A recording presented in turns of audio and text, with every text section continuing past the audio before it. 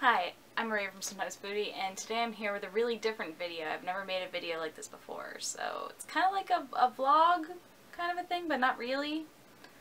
So what happened was I started Sometimes Foodie about 4 years ago. I started on Tumblr, and it was a hobby because my writing skills were really atrocious. Not to say bad things about the public school system, but my certain public school did fail me. I was a really bad writer. And I wanted to find something I was passionate about because to me writing was like so formulaic and it just didn't, I wasn't trying to convey things I actually felt. So I was always passionate about food. I've always loved food. So I thought I would start like a food blog, and Tumblr was kind of like relatively new and hip, and I was really interested in like the microblogging aspect. So I got into that, and 4 years later I now run the Tumblr, I run a blogspot, I'm doing these YouTube videos, and I'm debating on buying my own domain name for it. So like it kind of turned from this little hobby that helped me get better at a skill to now I was able to go as a member of the press to a food event in New York City. I'd never gone to a food event like this before. It was a really big deal for me. I was really excited for it. A bunch of my other foodie peers, like Sibel and Eric and all these other people from all these other food blogs I'll link down below, they've been to these things a couple times. They're kind of like pros at this stuff. But for me, I was brand new, so I kind of went a little overboard. So the show is actually, it's the Summer Fancy Food Show. So it's Summer Fancy Food Show. Here's my little catalog they give you. And I've been to conventions before, but they've usually been like anime conventions. I'm a nerd. I'm an anime nerd, so I've never been to something this, I guess, formal.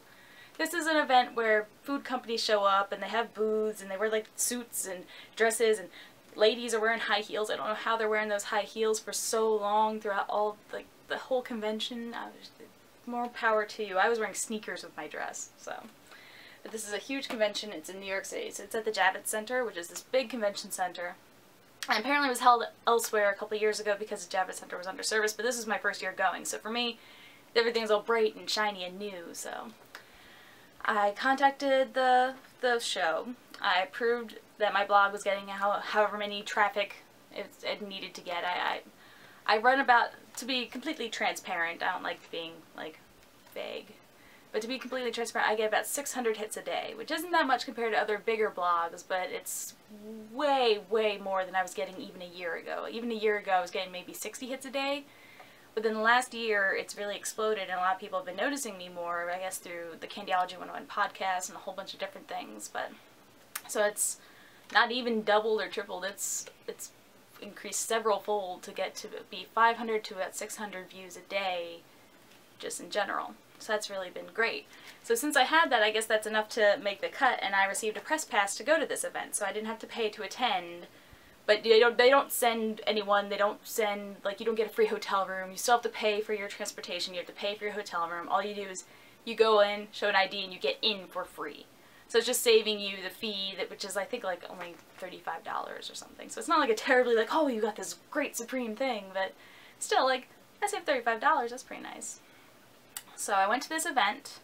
I took trains and I walked because I'm kind of cheap. I don't have that much money to be spending on fancy, like, tours and buses and things like that. So I took the train, I walked to my hotel, and when I was in my hotel, it was a really fancy hotel.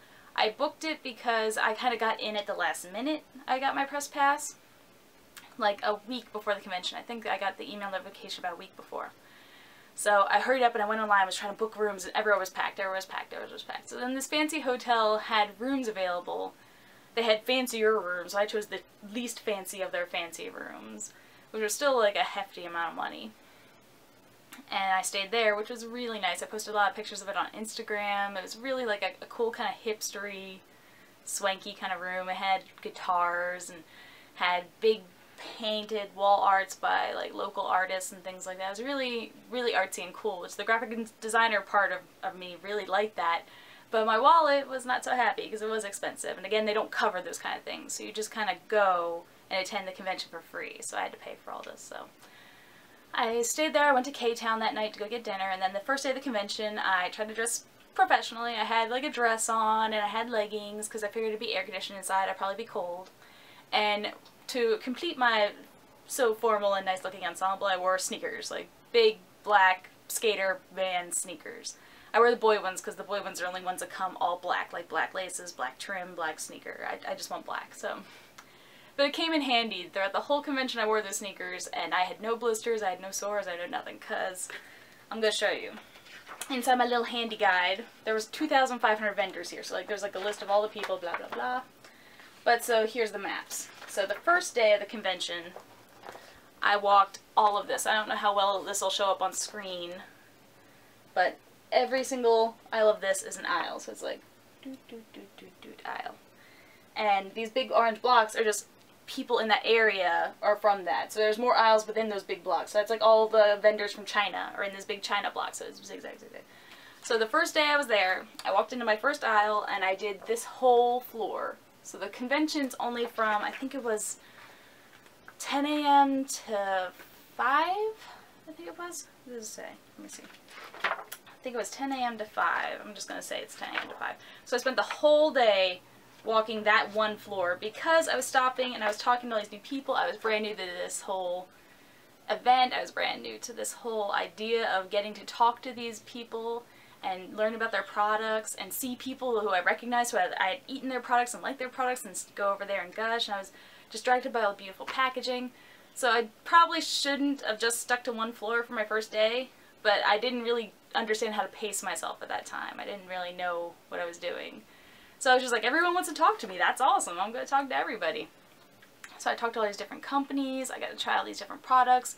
It's not so much you walk around and as a food blogger you get like a ton of free things and people want to give you stuff. It's not that kind of thing. The event's more so for these products to try to get picked up by bigger companies. People from Whole Foods and people from big foodie corporations and companies are there. And if they like your product, they may work a deal with you, and now your product will be more widely available to a different audience, or they may utilize this ingredient in one of their products, and all these different kind of business deals. It's a lot of like business kind of handlings. The food bloggers, we're just kind of there as free media. You let us attend for free. We walk around, we get something to blog about, and your product kind of gets hyped.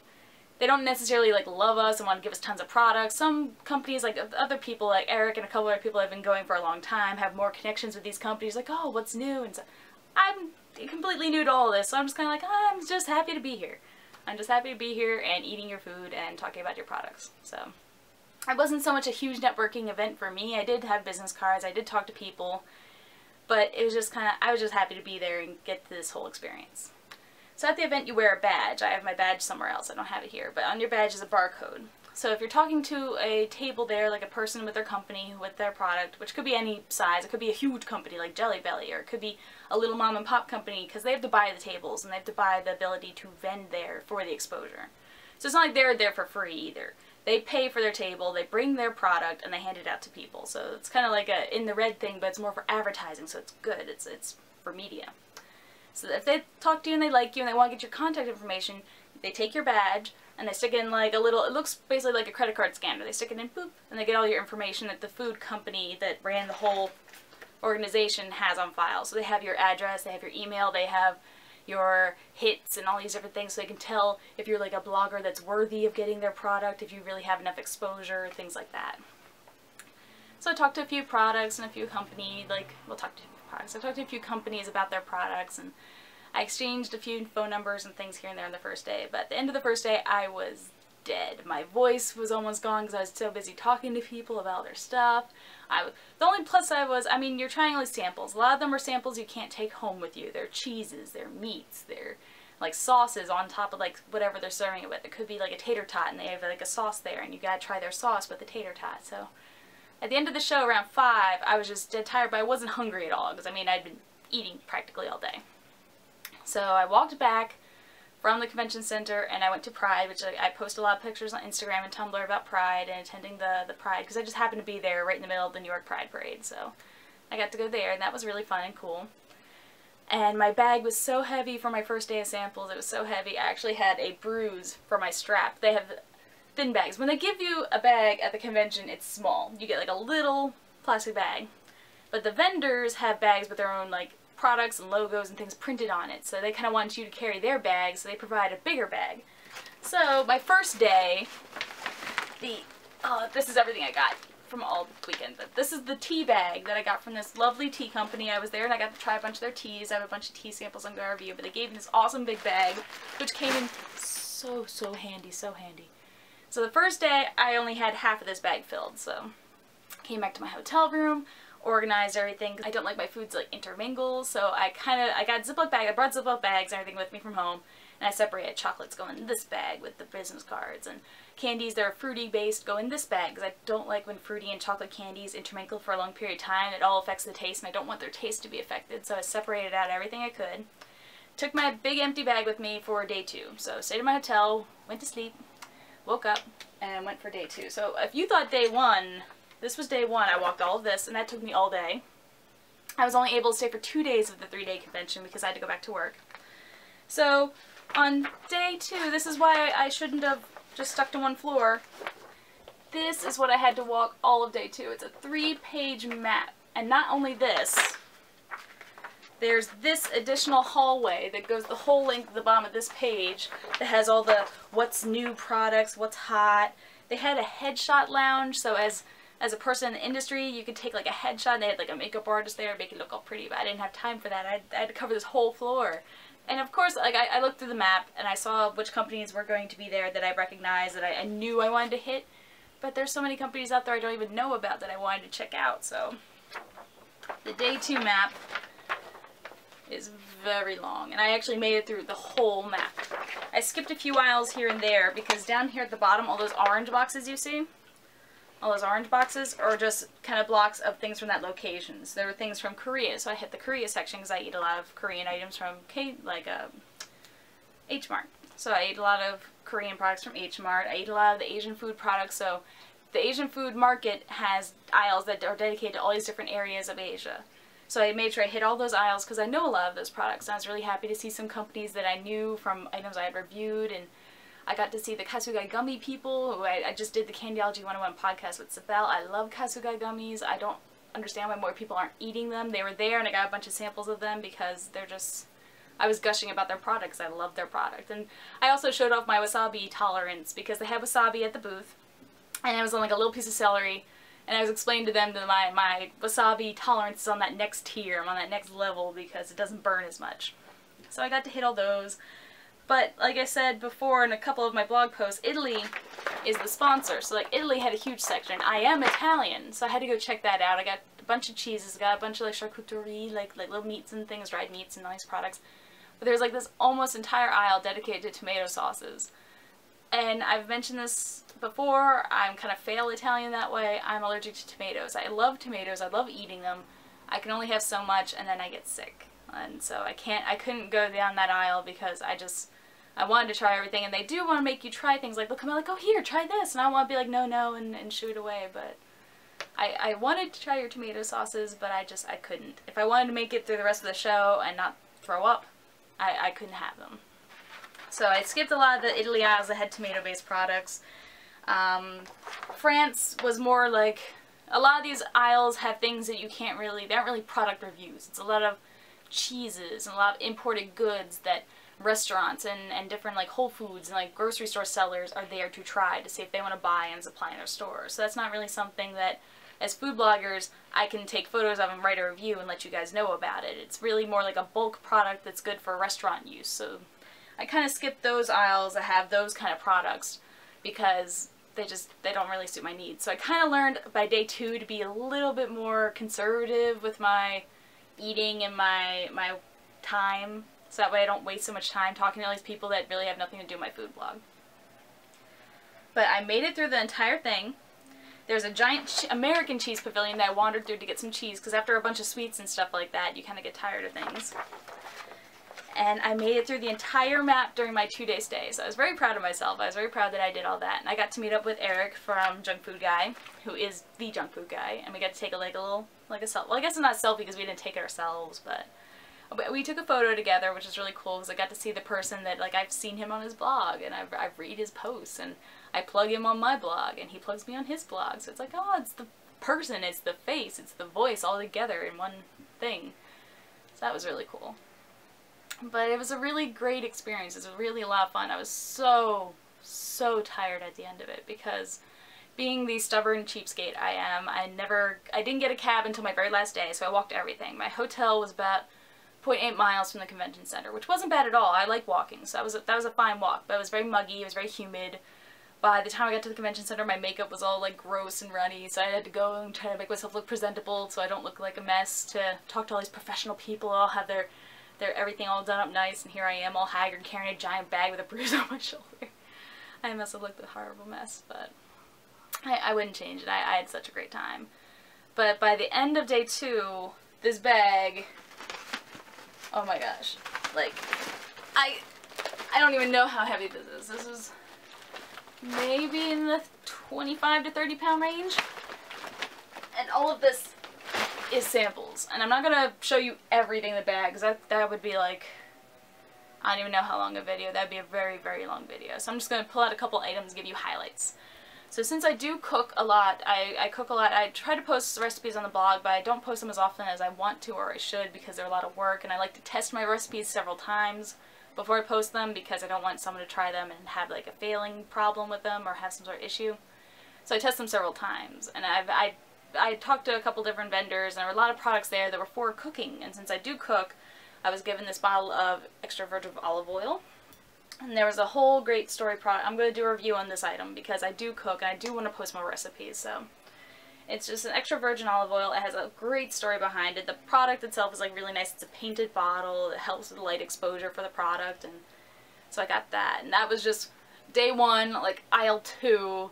I was like, yeah, sure, I'll take a bottle. And then now I carried a big heavy olive oil bottle. It doesn't seem so big and heavy until you're carrying it on your shoulder for like, I don't know, 6 hours, about 6 hours.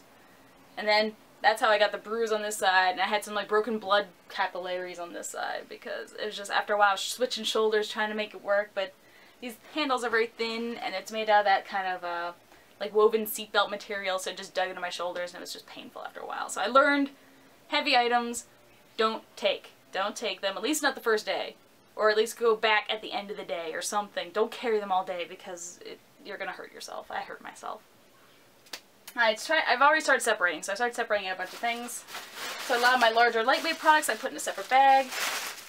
I'm just going to do like a quick, like, there were a bunch of seaweed snacks. There was a lot of seaweed snack vendors there, so I was really excited for those. There were some flavors of seaweed that I'm unable to find here in America, because I do live in New Jersey, so I don't really have, I have whatever comes overseas. So there was like Big Roll seaweed. I've had this brand before, and they had different flavors at the show that I had never tried before, but they didn't have samples of them because they're more exotic, and this is more of an Americanized show, so they kind of have the staples. So a lot of the Asian booths I visited didn't have the exotic product I was hoping to see, because they kind of play it safe for the American market. If they want American vendors and American grocery stores to pick up and buy their product, they have to be like kind of safe and more like a general appeal to the public. So I understand that. There were like coffee K-cup samples. It was like a build your own. And the cute thing about this was they do a bunch of novelty themed coffees. So there's like Workaholics themed coffees in here from the show Workaholics. It's on Comedy Central. There was like Downton Abbey themed teas. There was all sorts of stuff. So even though I'm not a huge coffee drinker, I do have a little Keurig machine downstairs, and I would like to try and review some more coffees, because coffee is very popular for everyone else but me. I very, very, very rarely drink it. So got some coffees, all sorts of different products, more seaweed, like a lot of like popcorns.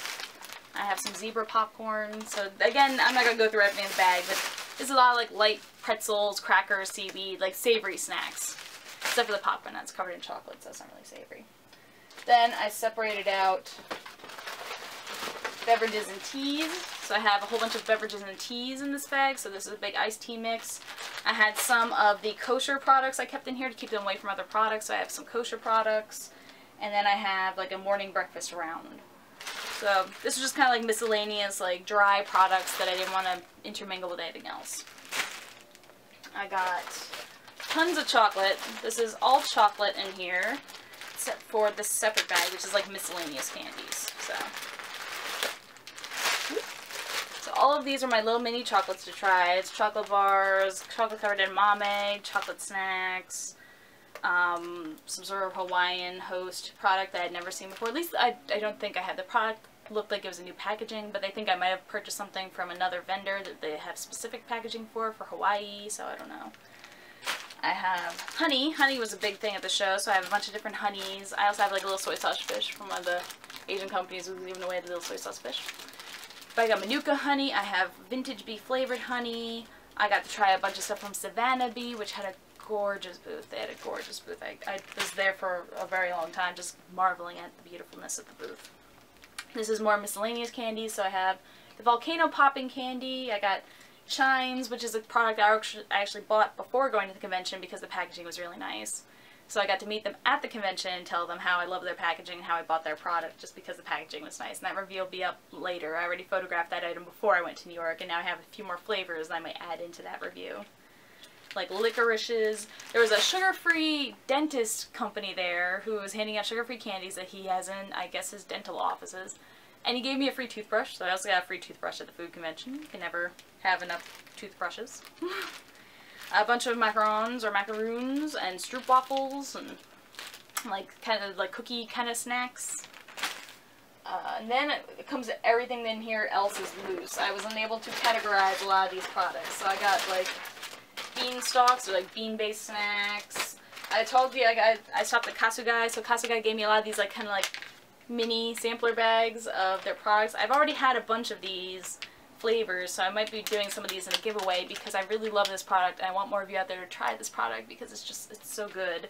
But now that gluten-free is so big in America, they're kind of marketing the whole gluten-free aspect here on their candies, which it's gummy candy. It's going to be gluten-free. So a lot of products are kind of taking advantage of food trends and putting gluten-free or paleo diet and all these things on their foods that they've always been that, but now they're just kind of like marketing to get in on the fad. They're getting in the fad. So I'm not going to show you everything in this bag, but I got a lot of different products, a lot of different things to try. I grabbed a whole bunch of packaging because I liked a lot of the products, so I grabbed a lot of packaging information, a lot of their graphic design products like their business cards. There were laser etched, there was all sorts of spot UVs, there were die cuts, there were all sorts of great products and packaging that as a graphic designer, I was just all over it. I loved it. And I also got to talk to a few vendors because not only is it food products, but it's also like food services. So label makers or people that sell the printers to make labels and people that sell the clear plastic bags to package your food item were there. So I was talking to them because it also helps out with my graphic design day job. It shows me, oh, well, if I have a customer who wants a mock-up of this product, this is a mock-up company. They are able to make a water bottle that looks like his product exactly that he can use as a marketing tool. Or this person sells all these clear bags that I can use for my graphic design products that I'm selling on my Etsy shop. I can use these clear bags to do this. So it was a really great opportunity, and I got to try a lot of food, and I have a lot of food here in my review piles that I don't think I could even do a haul video on that. I think it'd just be an obnoxiously long haul video.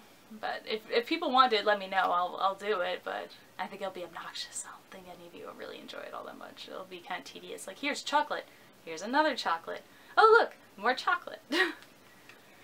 So the things that I saw most at this convention were there were a lot of yogurts. The yogurt trend is still going very strong. On the Sometimes Foodie, I've been doing a lot of Greek yogurts because Greek yogurt is very popular. So yogurt was really popular. There's a bunch of different yogurts or yogurt-like products. I got to try this thing called Quark, which is a very popular like dairy product. It's not really yogurt and it's not really cottage cheese. It was kind of in between.